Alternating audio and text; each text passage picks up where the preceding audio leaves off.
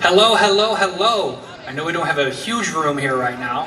I'm sure more people will funnel in. But I'm Odie Dirkdog, and I am the charity liaison for, wrong convention, Indy FurCon. And I have with us our lovely representative from Winking Acres.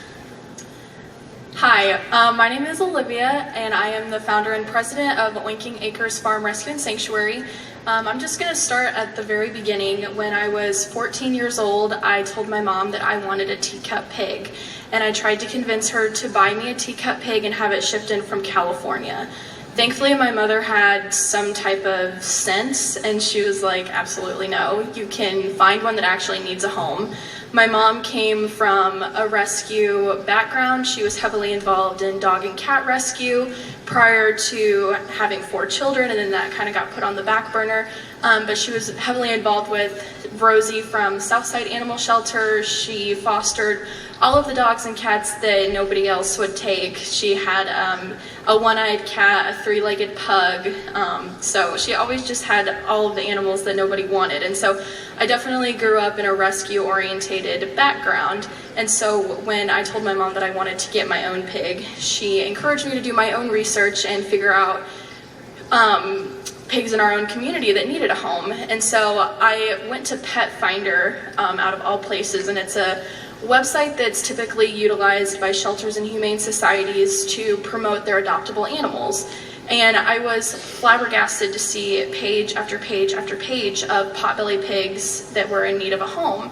And a lot of times when it comes to adoption, a lot of people just think that that's only for dogs or cats, but there's really a rescue out there for any type of animal that anybody could ever want.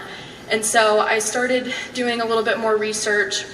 And I also need to mention that growing up, my mom was involved in dog and cat rescue, but she also had 2 potbelly pigs of her own. And so after Penelope passed away, that's when I told my mom that I wanted my own pig. And so I found another pig. Ironically, her name was Penelope as well. She was available for adoption through a rescue organization called A Critter's Chance. They're still in operation to this day. They're based down in Martinsville. They do phenomenal work. So I submitted my adoption application. I went through all of the steps, and I got approved to adopt Penelope. And at that point, it just completely changed my life. I had no idea how wonderful pigs were.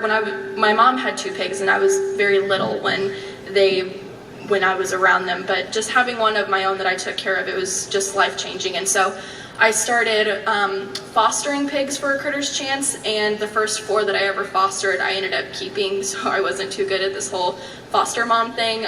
It's very easy to get attached to them. Pigs are incredibly intelligent. They're actually the 3rd smartest animal in the animal kingdom, following dolphins and orangutans, and there's been tests and studies done to show that pigs can outperform a 5-year-old child on a cognitive test. So anything you can train a dog to do, you can train a pig to do 10 times better, just because they're so much smarter than dogs. And so they show outward emotion. When they're happy, they wag their tails just like dogs. When they're sad, they actually cry real tears. So it's very easy to form a bond with these animals, and you just want to keep all of them.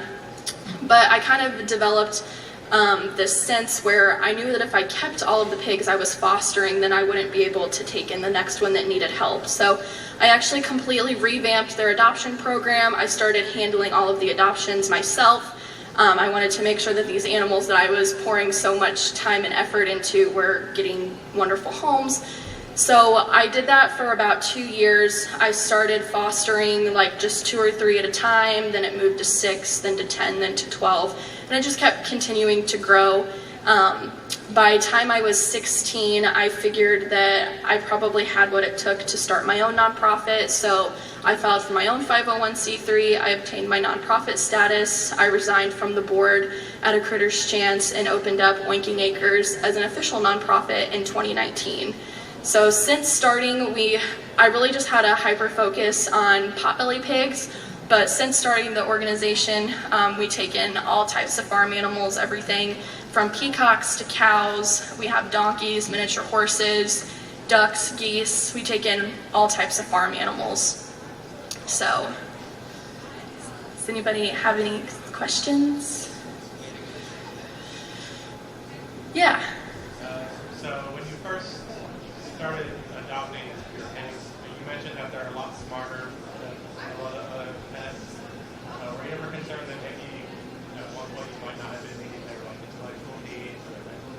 Yeah, fantastic question. And so a lot of times when people would submit adoption applications, I would say still to this day, we probably turn down 9 out of 10 applications. And it's for one of two reasons. A lot of times the people that are applying are not zoned. You have to live in a certain type of area.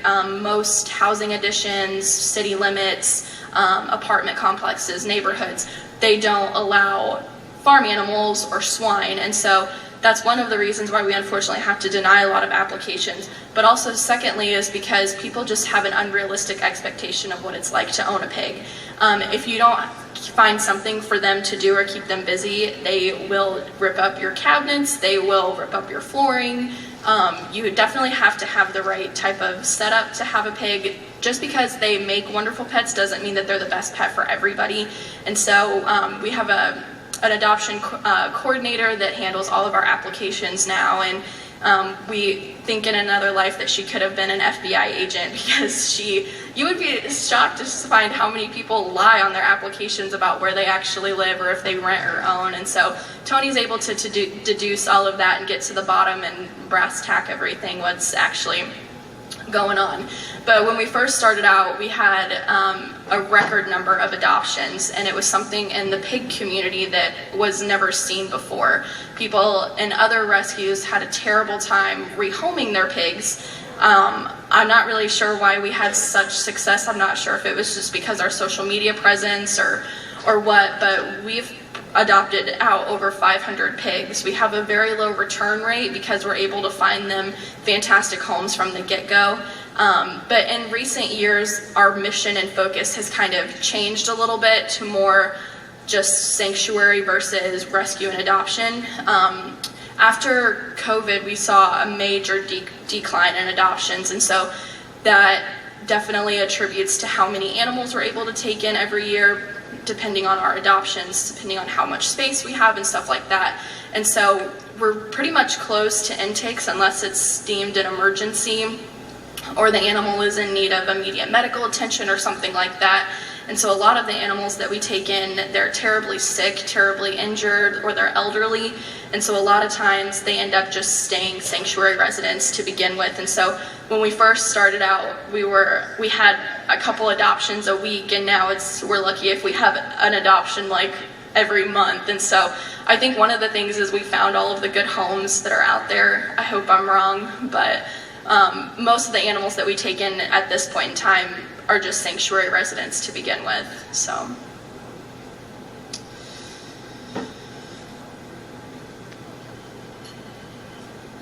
Our farm is located in Brownsburg. It's about 18 minutes from here. I know that there's a lot of people that are here locally, but I've also met a lot of people that are from far away. So just to kind of give you a location, it's about 18 minutes west of here. When we first started out, I had one stall in our barn. We had no electricity, no running water. Part of the barn was in like a flood zone. So when I first started out, I literally started at the bottom. We had no money, we had no infrastructure, we had nothing. And so anybody that's local, I would encourage you to come out to the farm and tour, because it's amazing. If you look back at pictures when we first started, it was just, nothing looks the same as it does right now. And so we've worked really, really hard to elevate the pigs in a sense. We really focus on rescuing animals, but also community education and local outreach, because I truly believe if you want to change the world, you have to start right where you are. And so we started opening the farm up for tours and events to bring people in to be able to meet the animals that we work so hard to save, so that they're able to make a connection to them and see that these animals are worth saving and they're worth fighting for.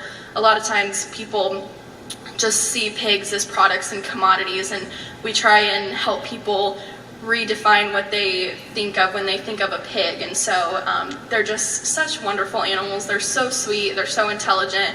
At the sanctuary, we have two different barns. We have a back barn and a front barn, and in our front barn we have converted it into miniature apartments for the pigs. So all of the pigs that live up there, they formerly came from an inside home prior to coming to the rescue. And so all of their rooms are decorated a little bit differently. They have fireplaces, TVs, mattresses, blankets, and all of that stuff has been donated too. So we try and make their rooms decorated to kind of match their own individual personalities. And I think when people walk into our front barn and they see these pigs living much like their dog does at home, I think that it makes them think differently about pigs, and that's one of our big goals, is to redefine how people think of these animals. Yes.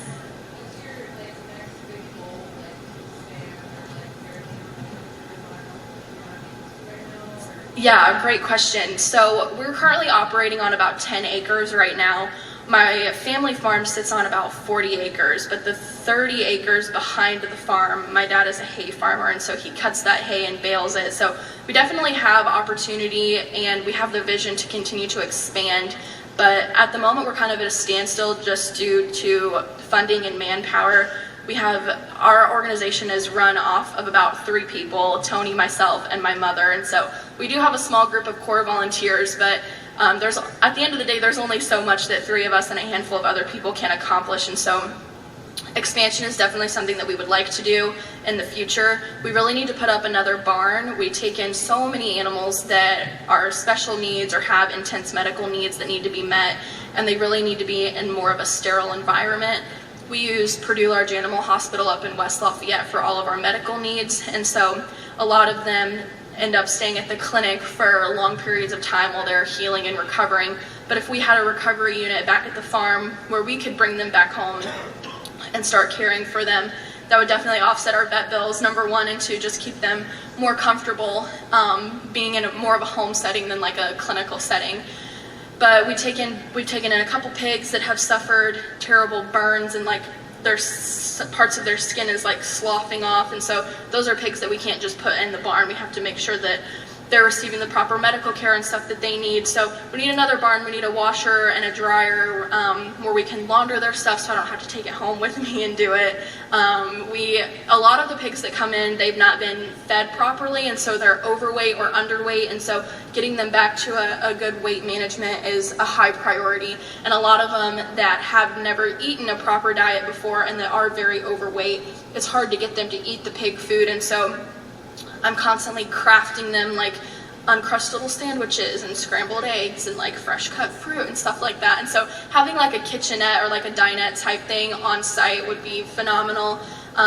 Another fun fact about pigs is they actually don't sweat, and so when it's very hot, like it has been the last couple days, or when it's very cold, they have a hard time regulating their body temperature. And so if we had a climate controlled barn where they could stay cool in the summertime and warm in the wintertime, that's another big goal of ours too.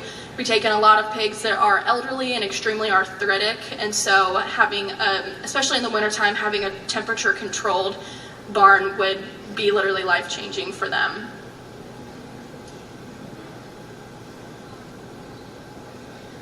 Currently, we have little over 250 residents at the farm, majority of them being potbelly pigs.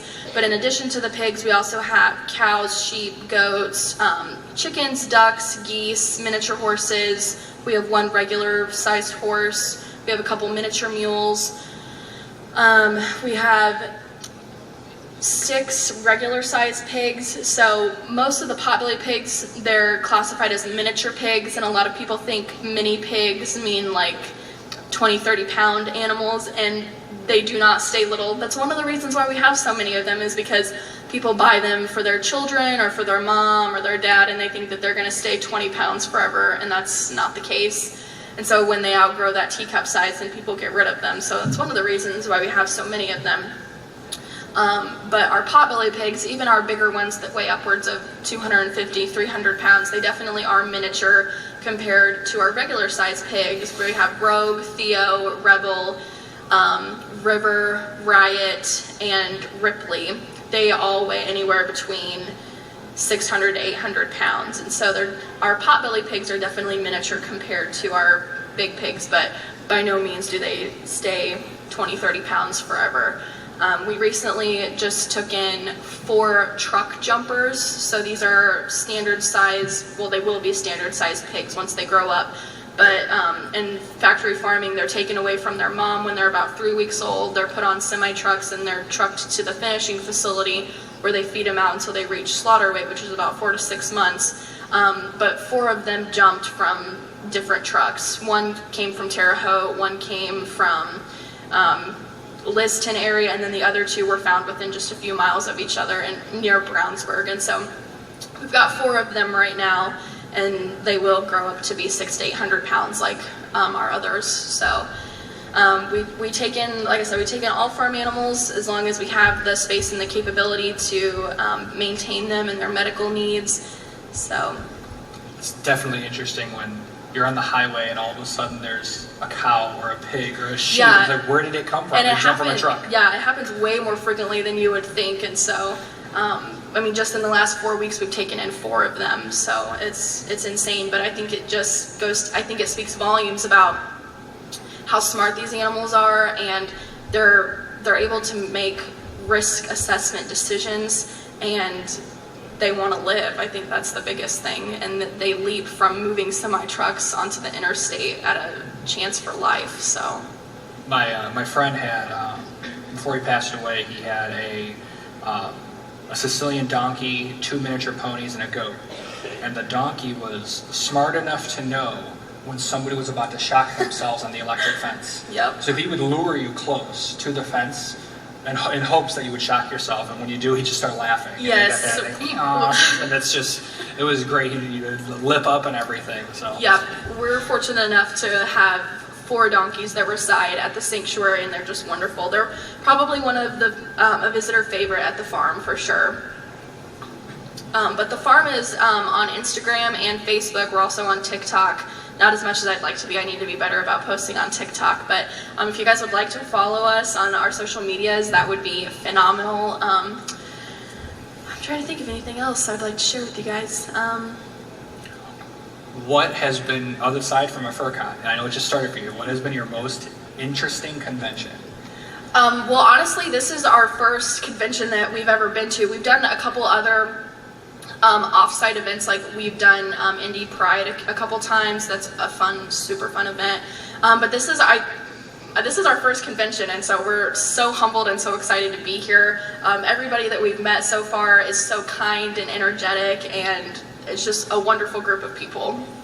So when I submitted the list of prospective charities, I submitted 5. So you won out of 4 other charities that were also great animal rescues. And that's what we all try to do. We always try to pick an animal rescue that's kind of smaller, seems to be more in need than other ones. So it's always fun to bring in a new charity and see how they react to the entire fandom and how. And I've got to say, all the different. I've done Comic-Cons, I've done things like that, but the furry fandom has always gone above and beyond when it comes to donating. Mm-hmm. So I'm hoping this year we do great. I know that sometimes it's probably going to be a little bit of a hindrance that you don't have animals, but you have lots of great stuff in your room. Right. You guys are super kind and everything like that already, so I'm fairly confident we'll do great anyways. So. Yeah, like I said, we're humbled to be here, super excited. Yeah, I think it's going to be a great weekend. So, question.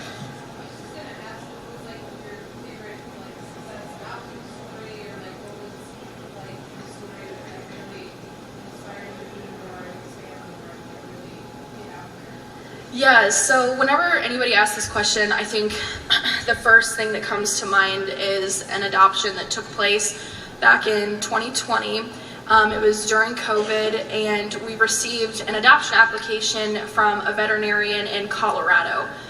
We adopt out all over the country. We primarily adopt out just to Indiana, but we've adopted as far east as Massachusetts, as far south as Tennessee, and as far west as Colorado. And so whenever we get these applications from people that are far away, I almost kind of laugh because I'm like, it's a 23-hour drive. Like, you have to drive out here and get these pigs.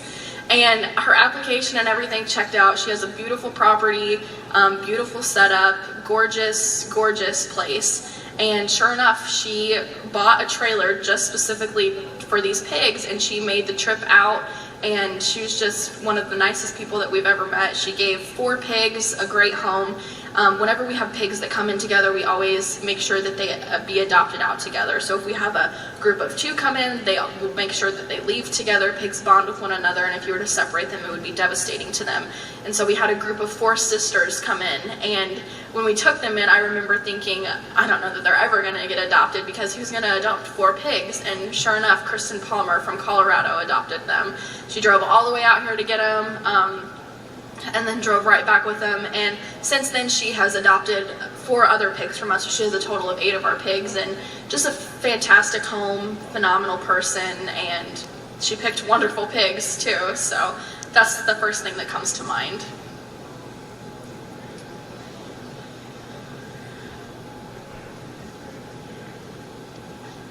Do we have any more questions? Anything else you'd like to say? Do you have a question? You're just scratching. Okay. I'm trying to think what else I haven't touched on. When I first started the rescue, when I first started fostering pigs, I think it was something that my parents thought that I would quickly grow tired of. I had a history of being a quitter. I started piano lessons, I quit. I started soccer, I quit the next day.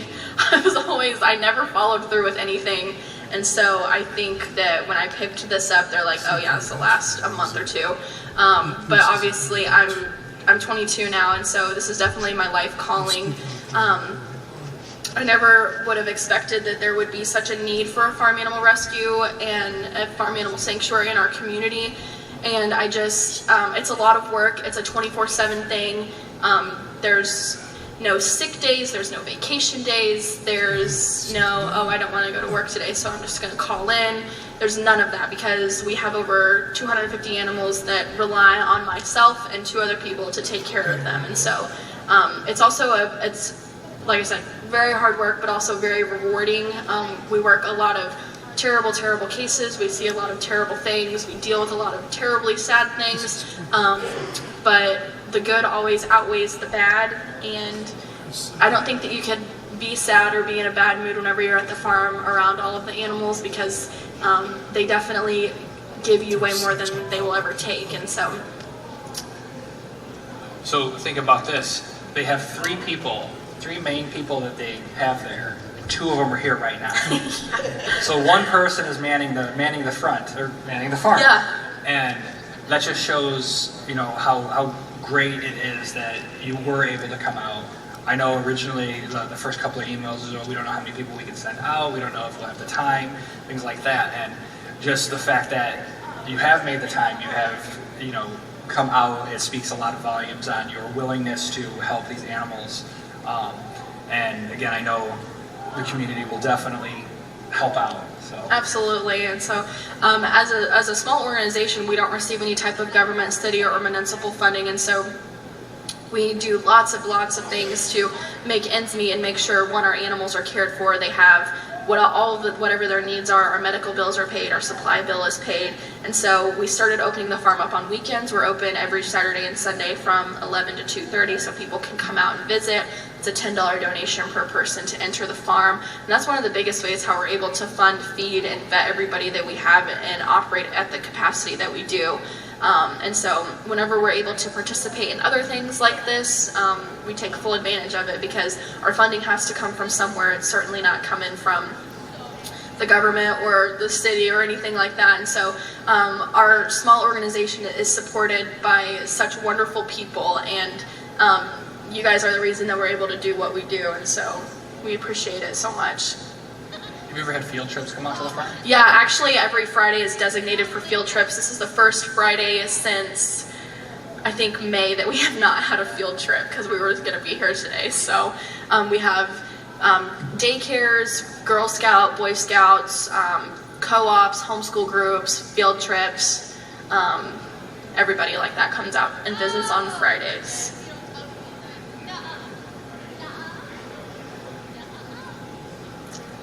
If we've got no more questions, I think we can give you back 2 minutes and 40 seconds of your convention.